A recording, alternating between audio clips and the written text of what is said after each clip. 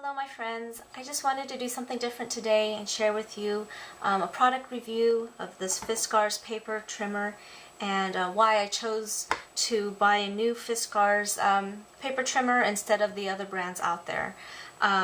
For one, it's convenience and cost as well as portability. So this was the one I've had for over 10 years. You can see how my blade just slides, well worn and used. And you can see how small this is, and it could fit inside a binder.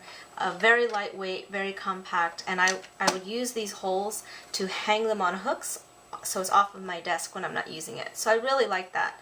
But because of the style of this blade, after now over 10 years, my track is getting loose, as you saw, and so it's not cutting straight, so my blade is now getting loose in here. And so my cuts aren't straight. So that's why I needed to be replaced. The way this model was, there was no measurements at all here. You only had a ruler on this part. And you can see the trim lip of where you would place your paper. To keep it straight was very small, and it was tough to use, but I was very well acquainted with it. I loved it, and I wanted to replace it. So I did my research, and there's a lot of paper trimmers out there.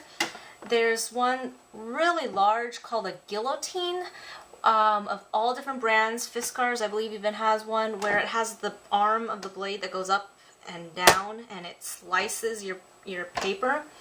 I have a slight phobia when it comes to those large knives and blades, so that was one reason why I didn't choose those.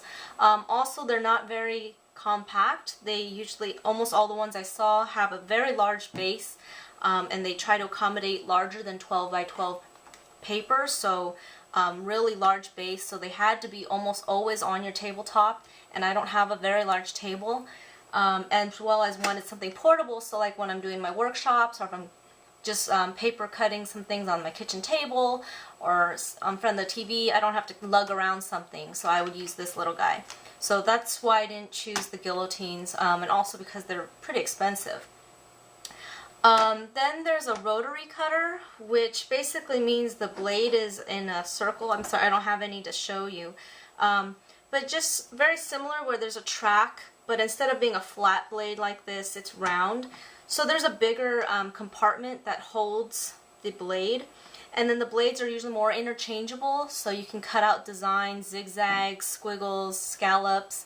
You can even perforate and score. But the thing I didn't like about those were most of them were this size, about 12 or 15 inches, and because of the blade, the way it was, this part used more than your fingers. You had to use your whole hand, and you have to put a little bit more pressure when you're cutting, and which makes me think you're going to go through your blades probably a lot faster.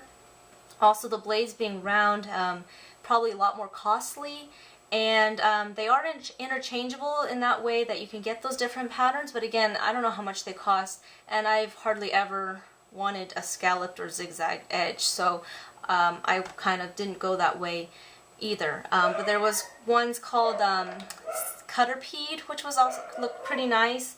Like I said, Fiskars had one, and Martha Stewart has one similar to this. So again, just whatever you're looking for. If you like multiple patterns, you like that rotary cut, you may want to go with the rotary. But again, it was a little more costly and not as compact either. Most of them were quite large base-wise because they were trying to put a lot more into the paper trimmer than just cutting paper. Some of them were magnetic, so you could put a magnetic ruler here if you like. A lot of them folded in half so that you could have it about this half size, or you can open it up to be a wider base if you wanted, which again, I wanted compact. I knew I wanted compact. So all those aside, I ended up with this one. So this is the new Fiskars paper trimmer, which is a large upgrade from this little guy. So I just wanted to just show you the benefits of this guy and put it in action. I haven't cut anything with it yet, so I'm very excited. So the nice things that they've added here, excuse my dog barking, is they do have measurements here, and it's underneath the plastic so they won't wear off, which is a nice feature. As you can see here, there were none. The trim lip here that I was showing you earlier to line up your cardstock is much larger, so it's a lot easier to line it up, which is nice. I don't know if you can see it in the video. They have a wire now here in the track, so you can really see where you're cutting when you lay your cardstock in. So let me lay that green cardstock back underneath, and so you can see that better. So you can see there's a wire there. So that actually shows me where it's going to cut. So if I had a pattern or a photo and I didn't want to cut it on a certain point, if I see that wire there, I know that it's going to cut there, so I could move this, which is nice. They didn't have that before. Then there's this little extra plastic, and that's kind of a fit or finger placement. So when you're cutting, if you're cutting a photo and you don't want to put your fingerprints on it, you could, usually I do that, I put my hand on the picture. So this is so that you can put your fingers on this part of the blade and not touch your photo, so you get less fingerprints. So that's kind of a nice feature. So I'll see how much I use it. May take some getting used to. And then the blade itself is different. You can kind of see how this has a different shape than the older one. It wasn't not as high. I hope you can see that well. So my blade replacements that I had for this old one won't work with this new one.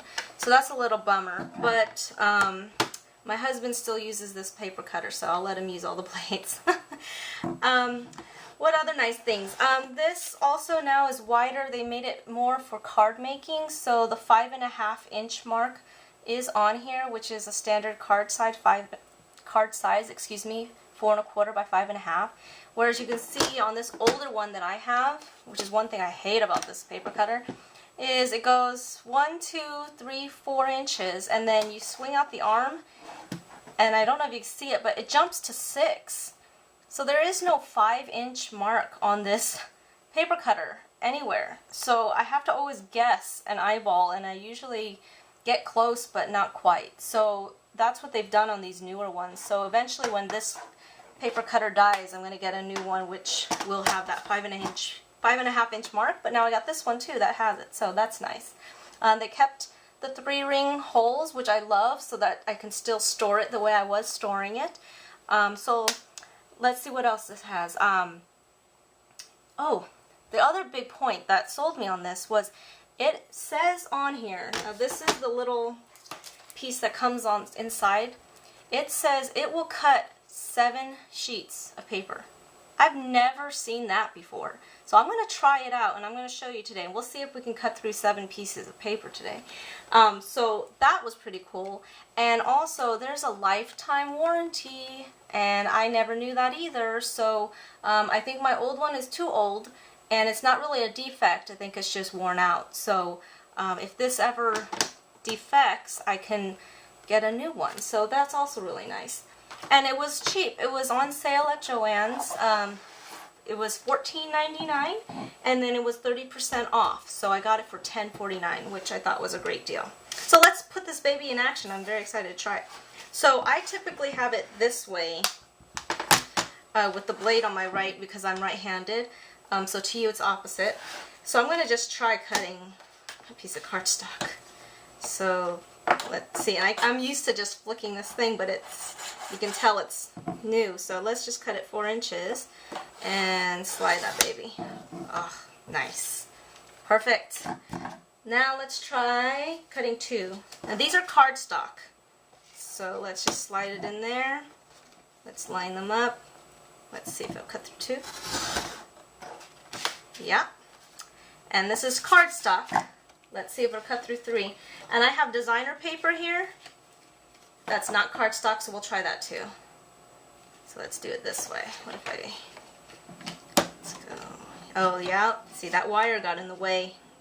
So you have to lift that up just to get that wire clear, because it did grab on there. So let's try cutting 3. Ooh, a little bit harder. So I don't think, yeah, it didn't cut that last one. So, oh, it did. I would not go more than 3 pieces of cardstock because, yeah, I would not want to ruin this blade. I was putting some pressure on that, and I don't want to ruin that wire. So let's try some designer paper, which is a lot thinner. And let's see how many pieces that'll go through. So here I got one designer paper. Sorry, I have big scraps here. There's 2. Let's start with 3. And let's just see how well it cuts here. Oh, like butter. Easy. Oh, and I missed the edges here. So I got to get used to that, going all the way down. But it cut through that like butter. Okay, so that was 3 pieces. Let's try more. So 1, 2, let's do 3,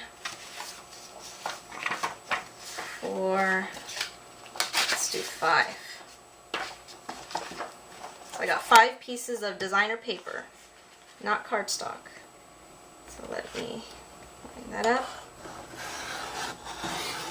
Okay, a little bit more pressure, but man, that went through pretty easily. So let's see if it'll go through 7 like it says. 1, 2, 3, 4, 5. Stick that one on there. 6. And I got a big piece here. Let's tear that off. 7.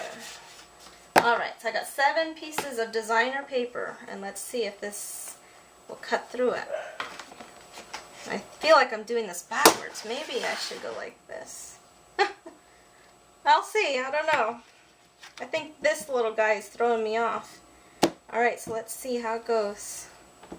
And I'm using my left hand. Ooh. Did it? Did it?